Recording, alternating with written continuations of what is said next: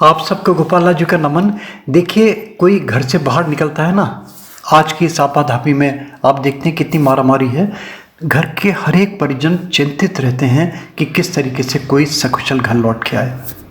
ऐसी आजकल की परिस्थिति, विशेष रूप से महिलाएं और वो पति उनके जो जोखिम भरे कामों से निकलते हैं, बिजली विभाग से जुड़े हुए हैं, ट्रेन्स में अप एंड डाउन करते हैं, एरोप्लेन में हैं, मेडिकल प्रोफेशन में हैं, पुलिस सर्विसेज में हैं, आर्मी सर्विसेज में हैं। जो ऐसे लोग हैं बहुत सारे जो एक्टिव जोन में जिनकी पोस्टिंग करी हुई है, हर दिन चिंता का विषय बने रहते हैं। कितना सीरियस, कितनी जोखिम भरी ज़िंदगी होती है उनकी, हर समय 24 घंटे रिस्क इन्वॉल्व रहता है। ऐसी महिलाएं अपने पति के सुहाग की कामना के लिए बहुत सारे क्रम उपक्रम करती हैं, अपने अपने तरीके से, जैसी जिसकी श्रद्धा है, जैसी जिसकी सुविधा है। देखिए, अगर लाल किताब में जाते हैं, अरुण संहिता में, अरबी की किताब सब लोग जानते हैं, इसके टोटके, इसके उपाय बहुत ही चर्चित हुए हैं। अगर उन पे जाता है तो कहीं ना कहीं किसी न किसी रूप में पति के सौभाग्य के लिए और पति के शुभत्व के लिए, पति के अपने दीर्घायुष्य के लिए और उनकी सुरक्षा के लिए विशेष रूप से कवच की तरह काम करते हैं ये।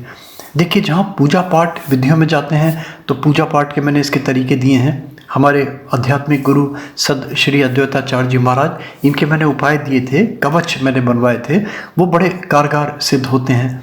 उसमें जाते हैं अगर लाल किताब के उपाय में जाते हैं आप, तो मैंने बड़ा सरलीकरण किया इसका। मेष राशि से लेके मीन राशि तक 12 राशि वाली हर महिला के लिए मैंने अलग अलग 12 वीडियो बना दिए।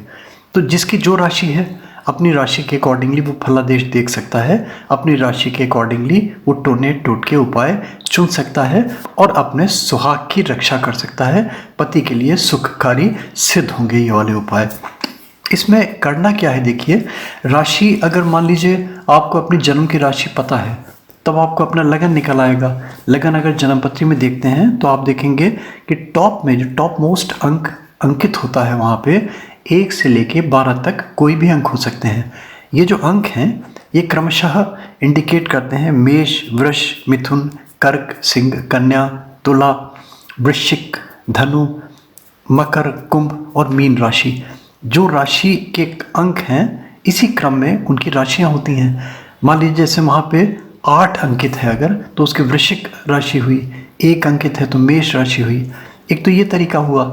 मगर बहुत सारी ऐसी महिलाएं हैं जिनको अपनी डेट ऑफ बर्थ नहीं पता होगी, अपनी लगन पता नहीं होगी।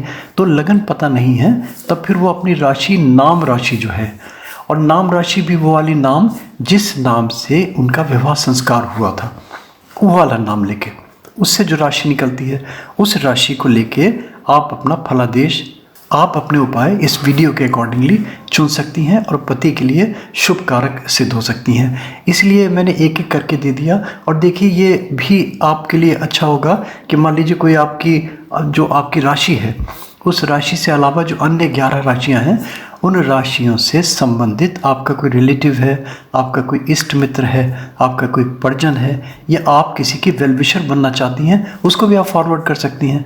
तो अगर आपके लिए यूज़फुल नहीं है वो, उसके लिए यूज़फुल हो सकता है। और अदरवाइज ऑल्सो सुहाग के लिए, शुभत्व के लिए और उनके और बेनिफिट्स के लिए उपाय ये वाले करते हैं महिलाएं, तो शुभ सिद्ध होंगी। देखिए, आप लोग देखते रहिए, 1 से लेकर 12 तक मैंने बिल्कुल बहुत ही सरलीकरण विधि में कर दिया।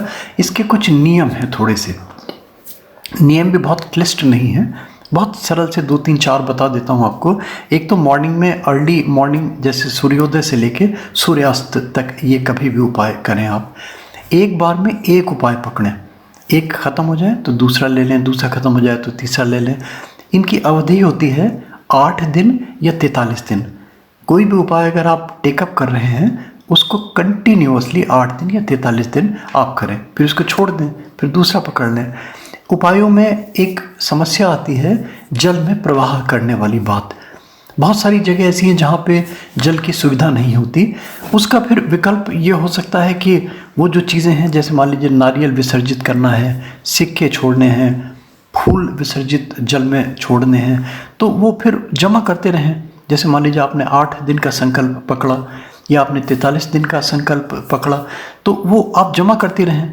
जब आपके 8 दिन पूरे हो जाएं, 43 दिन पूरे हो जाएं, तब फिर वो एक साथ जहाँ भी जल की सुविधा हो वहाँ विसर्जित कर दें। इसका फिर कोई विकल्प नहीं है। देखिए, बहते हुए पानी का लाल किताब में बहुत उपयोग बताया गया है। बहते हुए पानी का मतलब बहते हुए पानी, यानी कि हमें ये भावना मन में रखते हैं, कोई भी चीज़ जल में प्रवाह करवाते हैं हम, कि हम अपने कष्ट, अपने पाप पानी में हम बहा रहे हैं, हमसे दूर बह के जा रहे हैं। इस भावना से हम देखते रहते हैं जल को, कि जल के प्रवाह के साथ हमारे कष्ट सारे के सारे भी बह के जा रहे हैं। ये उद्देश्य होता है। बहुत सारे ऐसे होते हैं जहाँ पे नाली में डालना है, गंदे पानी में डालना है, कुएं में डालना है, वो फिर एक अलग चीज़ें हो गई। तो इतना सा सरल सा, और फिर पूजा के लिए अपने तरीके जो आप अपने पूजा पाठ करती हैं उनके साथ उसमें ये भी आप जोड़ सकती हैं।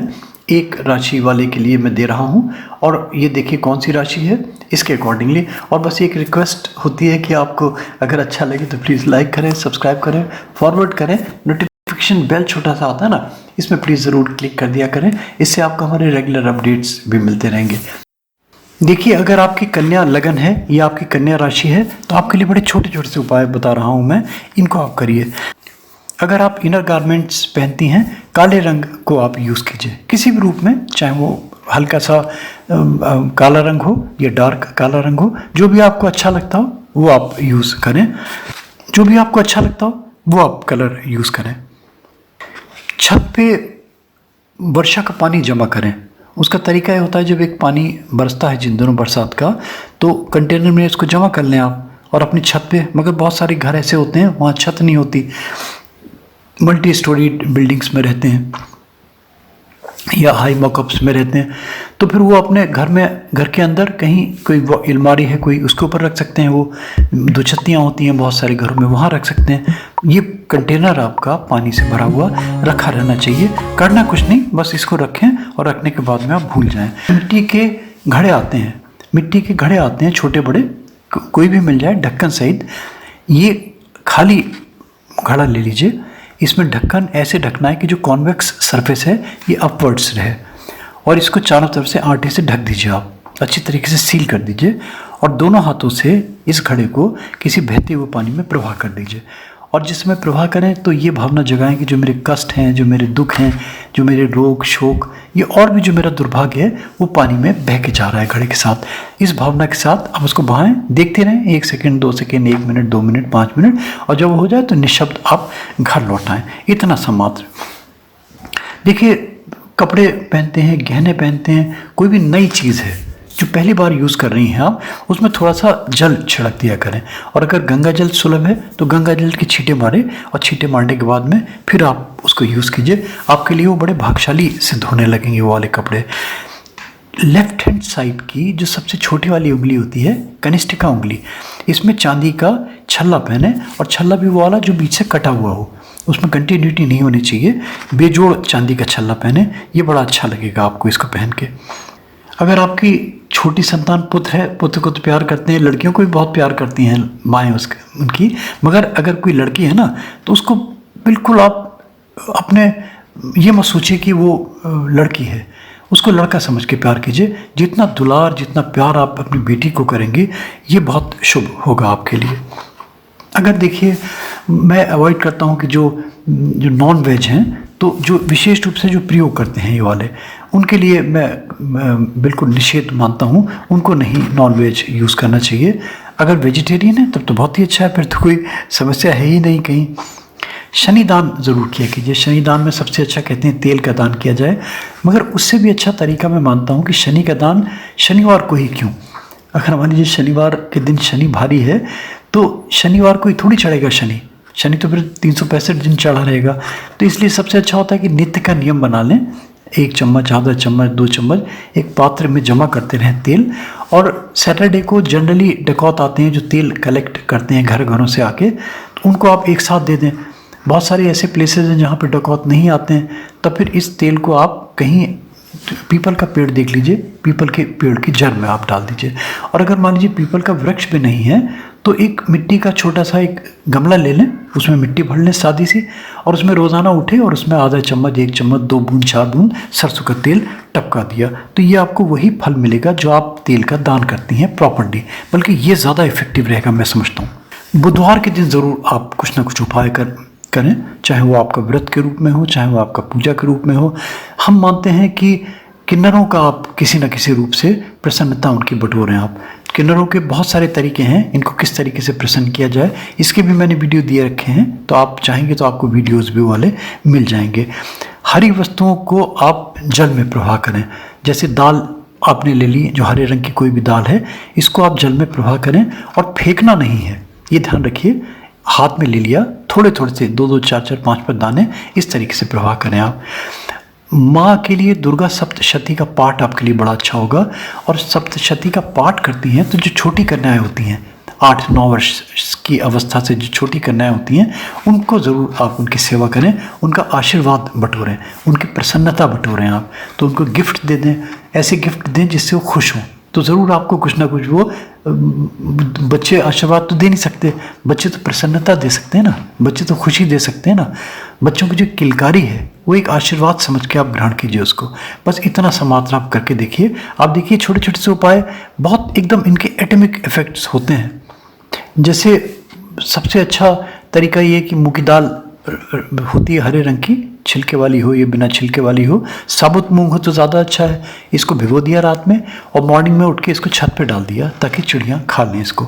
जो कन्या लगन वाली महिलाएं होती हैं उनके लिए मंगल और उनके लिए केतु, ये 2 ग्रह योग कारक होते हैं। ये 2 ग्रह इनके लिए फॉर्चुनेट होते हैं। इन 2 ग्रहों के निमित्त जो भी आप कर सकती हैं, जो भी पूजा पाठ उपाय टोने ठोटके जो भी आपके समझ में आते हैं ज़रूर करिए, ये बड़े शुभ रहेंगे आपके लिए।